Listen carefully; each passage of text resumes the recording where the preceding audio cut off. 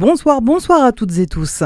La Côte d'Or toujours en crise sécheresse. Le lavage des véhicules à l'eau est interdit dans tout le département. Quelques exceptions existent pour les stations équipées de dispositifs qui permettent de limiter la consommation d'eau, mais uniquement pour des véhicules d'utilité publique, à charge des stations de contrôler leurs clients sous peine d'amende.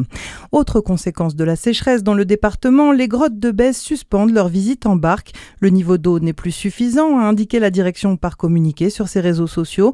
Malgré ce coup dur, les grottes restent ouvertes pour visiter l'autre partie du site qui se fait, elle, à pied, une balade souterraine d'environ 25 minutes. Le mariage n'a plus la cote en Bourgogne-Franche-Comté. La région enregistre 2 fois moins de mariages qu'il y a 50 ans. Selon l'INSEE, environ 9700 unions ont été célébrées en 2024 contre le double dans les années 70.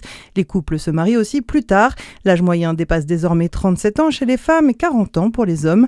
Le PACS, les unions libres et les parcours familiaux différents expliquent en partie cette évolution sociétale.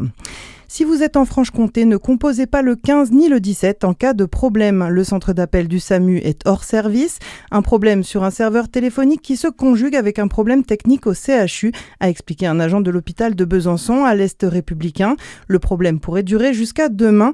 Les usagers sont invités à composer le 18 ou le 112, mais uniquement en cas d'urgence vitale. Dans l'actualité nationale maintenant, c'est une décision qui fait beaucoup réagir depuis 3 jours. La censure par le Conseil constitutionnel de la loi visant à interdire les réseaux sociaux aux moins de 15 ans. Les sages ont estimé qu'elle entravait la liberté d'expression des plus jeunes. Un coup dur pour Emmanuel Macron. Le président voulait voir cette mesure entrer en vigueur dès la rentrée de septembre. Hugo Martinez, président fondateur de l'association de lutte contre le harcèlement scolaire Hugo, n'y était quant à lui pas favorable. Il estime que le texte ne fait que déplacer le problème. On l'écoute. Bien sûr, aujourd'hui, les réseaux sociaux sont des amplificateurs du harcèlement scolaire. Mais si les téléphones, donc les réseaux sociaux, en sont venus être des vecteurs de harcèlement scolaire, c'est parce que celui-ci il commence bien réellement dans la cour de récréation au sens figuré du terme. Je regrette que sur l'autel de la santé mentale des jeunes et de la lutte contre le harcèlement scolaire, on en fasse une campagne politique. Je le regrette très profondément et j'exècre, je n'ose pas supporter la moindre réutilisation de cette cause qui me paraît essentielle. Emmanuel Macron a chargé son Premier ministre Sébastien Lecornu de rédiger une version plus robuste du texte pour une adoption au printemps prochain. Pour terminer, on part loin, très très loin, avec celle qui se prépare à être la première française à sortir dans l'espace.